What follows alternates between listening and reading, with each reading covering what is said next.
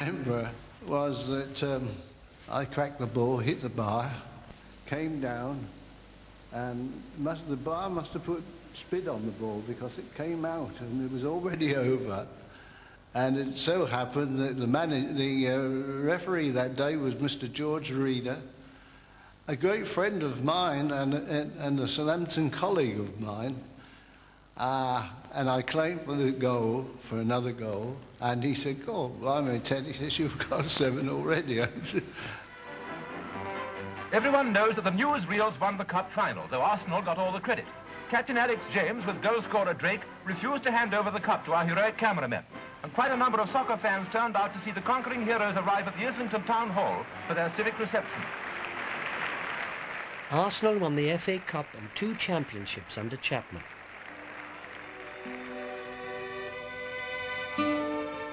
But in the year of a 3rd consecutive title, he died suddenly of pneumonia.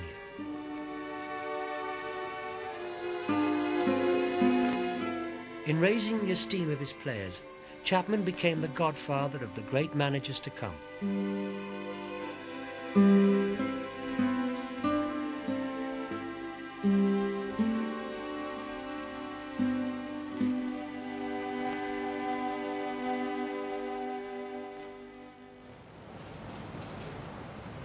His successor was George Allison, a man with a very modern instinct for public relations. His knowledge of football itself was dangerous. Didn't know very much about that. But publicity, he got the maximum amount of publicity for the club.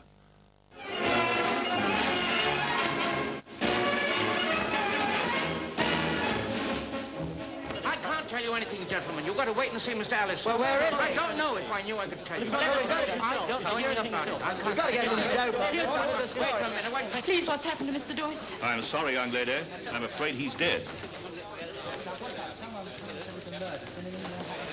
What are you pressing, George? Come on, he's trying to get the right number, the right side off. Come on, lad. We were all thrilled to death to be involved in an actual film. I've got a photograph with 2 of these lovely film stars on the playing pitch with their arms around me and all that in those days. Oh dear, can you imagine? They were beautiful. And there was me about, what, 18 years of age, 17, 18 years old.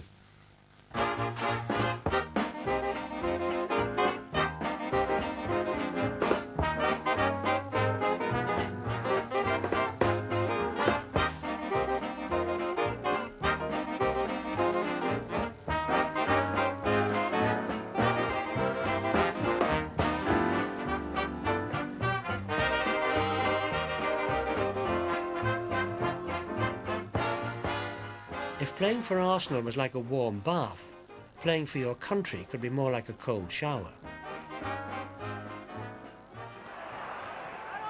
When you picked to play for England, you would receive a notification from the Football Association. Dear Hardwick, you have been selected to play for England against Scotland at Hampden Park. You will report to the hotel in Scotland, in Glasgow, at such and such a time, bringing with you your boots, etc., and a bar of soap. Whenever we went away, the directors were in the first class and the players were in the 3rd. And that was very nice indeed, you know, to realise where you stood. In other words, you were a second-class citizen and they were top meat. Cup final enthusiasm prevails in Berlin when England meet Germany on the soccer field. All the courtesies are observed before the start. God Save the King is played.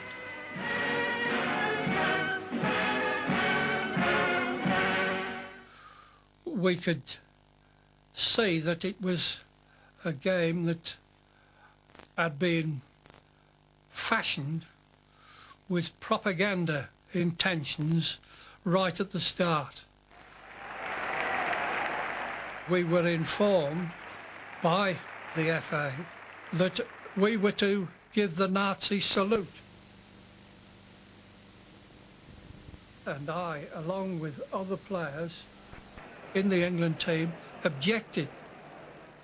But at the same time, we were informed in a nice diplomatic way that if we didn't give the Nazi salute, we wouldn't be selected for any future England games. And then the British ambassador, Sir Neville Henderson, he came and talked to us, and then we decided we'll do the salute. Yeah. And that was the time when the secretary, Sir Stanley Rose, he said, win today, there'll be a case of cobra. After England have taken a 3-1 lead, Matthews, their right winger, runs through to add a fourth.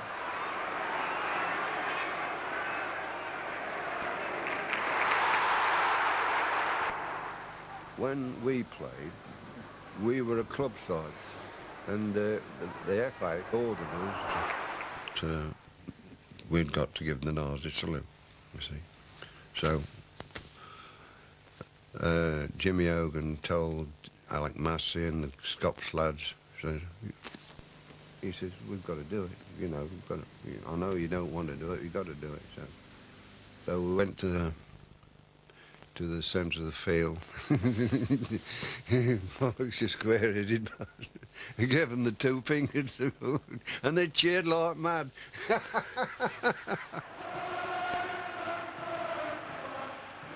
But the funniest penalty I ever took, we were playing in Hamburg, and I was taking my time and putting this ball on the spot, and the German goalkeeper came off his line. He says, "You English pig, you English pig."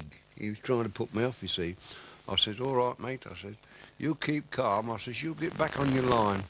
I says, "And I'll endeavour to knock you a square head into a round un." And it just missed his head going in and hit the stanchion, just missed his head coming out. And he was in the floor, and I says, "You look a little on."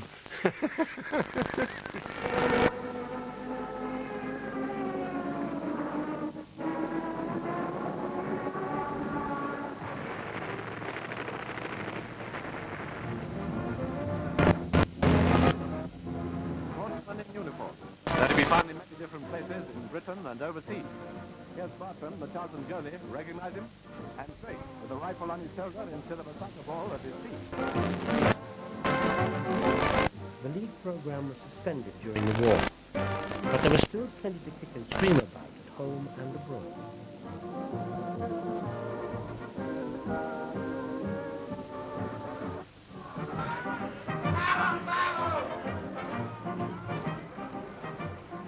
Well, when I went out there, I didn't think I was going to see much football, of course. But having got out there, I found they had virtually a full professional side out there. I was actually in the cookhouse, I was in the stores, and I was mainly playing football, I would say. And there were lots of lads that were just pulled together. They were good amateurs, you know, that played with to a top-level amateur side. Rather to my surprise, I found myself picked for the regimental team. We used to play in the desert when we were back from the warfare, and Tom Finney was posted to us as a cook. Apart from Matthews, I think he was probably the biggest name in football then. And we couldn't imagine that our stew was going to be cooked for us by Tom Finney for very long, because he was world famous by that time. But he did have this unhappy experience of playing the same forward line as me, and I spent a day trying to pass the ball to lay it off, as we call it now, to Tom Finney. But every time I did, he'd run in to score the goal, and I thought he was still outside on the wing. I don't think he got a ball from him the whole match, and I don't think he will remember that match with great pleasure. At one of the camps somewhere in Britain, ex-German sailors saved from sunken U-boats, and ex-German airmen whose planes were brought down, are learning to start life afresh in more peaceful jobs. And if you could read deep down into his heart, maybe you'd find him saying, well, it isn't so bad to get away from it after all. All work and no play makes even Fritz a dull boy. So it's the German U-boat service versus the German Air Force. Fußball. I came to the Northlands even as a POW to some of the professional clubs. Eventually I signed for Man City. And of course there were apprehension in the followers of, you know, the supporters of Man City signing a German. There were marches with banners, you know, saying, if you sign this German, we boycott the matches, and so on and so on. The first reaction from myself was, oh, a bloody crowd coming to Main Road. But it didn't turn out that way. You began to like the when you got to know him, he was a great fella. Great fella was a brilliant goalkeeper. No doubt at all about that. It was the Rabbi of Manchester, Mr. Altman, who said, you're silly people, you can't blame a single German for what happened during the war. So let him show us that he is a good player. In the first game we should have lost, so the paper said, you know, 7, 8, 9-0. And we lost 1-0. So consequently, you know, they said I had a marvellous game. And when the game had finished, the crowd stood up and applauded me, and I think that was the most moving, you know, aspect of my footballing life.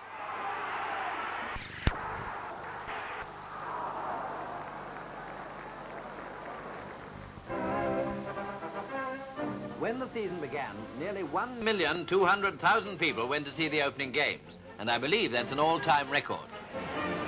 About 65,000 of them were at White Hart Lane to see how the promoted Spurs would fare in their battle against Blackpool. Not that there weren't sideshows, as you'll notice.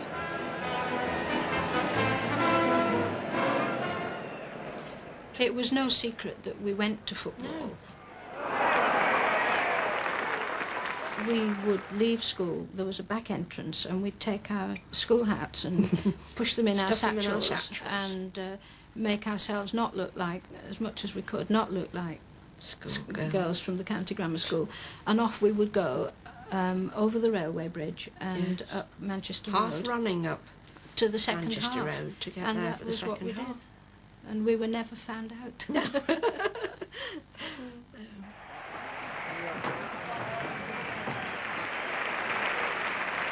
The boom in attendances caught Burnden Park, Bolton's ground, dangerously unprepared. They were starved of football, you see, during the war, and Stoke City had Stanley Matthews, who were, he wasn't a great attraction, and I think that contributed to that day. We got into the stand about 3 rows from the front. We had a good view of what was going on, but little did we realise that it was serious, so serious. You were going up there, climbing on the railway, walking along back at ground and climbing over, and it caused a lot of pressure on this end.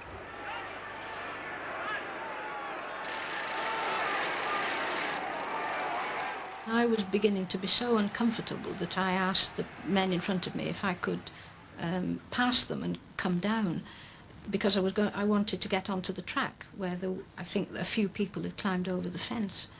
And these men said, you know, there's no way you can get down there. And the next thing I knew, they'd lifted me up above their heads. It was really marvellous of them. And I was passed over the heads down onto the track. Not very dignified, but I was very glad to, you know, to get out of it. And when I got onto the track, on the pitch, in that corner, there were a number of bodies. People were dead, and I should think there were possibly, I don't know, maybe 8, 10 lying on the ground. When we were playing, I turned round and I saw the fans coming over the fences and sitting down on the touchline. We didn't know what happened. And I thought they were fainting cases, because you could see there was a bit of commotion on the terrace there. And the person who ran on, he just said to the referee, will you stop the game, please? Those people are dead. Referee blew his whistle and went into the dressing room, and we didn't know what was happening. It was only afterwards. And the referee came in and said, well, we better finish this match. He didn't say there was any disasters or anything like that. it would never impact until the next morning when you read all the newspapers, which was terrible.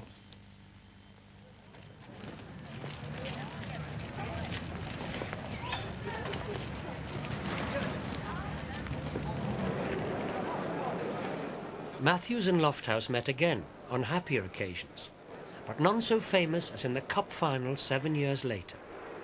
For many, the abiding symbol of the Golden Age. Stanley Matthews presented to Prince Philip with the Blackpool and Bolton teams. What a year, what a day it was, this Coronation Cup final of 1953.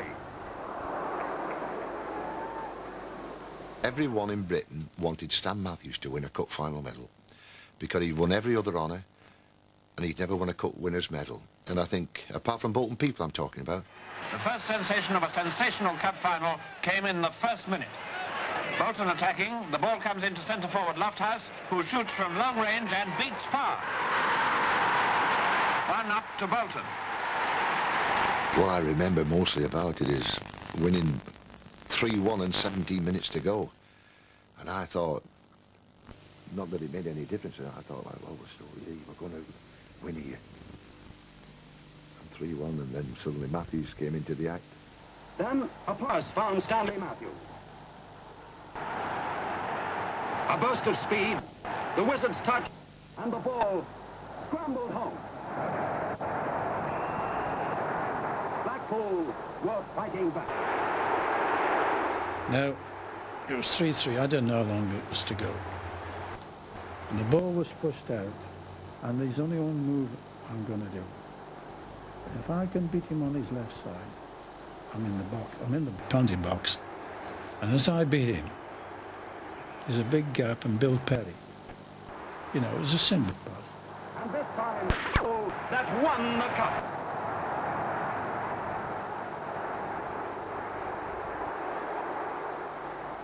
When it was his turn to meet the Queen and shake hands, what a roar from the crowd for this great spirited player. The storiest moment of his career, the Coronation Cup final. Winning a medal. That was ambition when you were a young boy. It was a great feeling.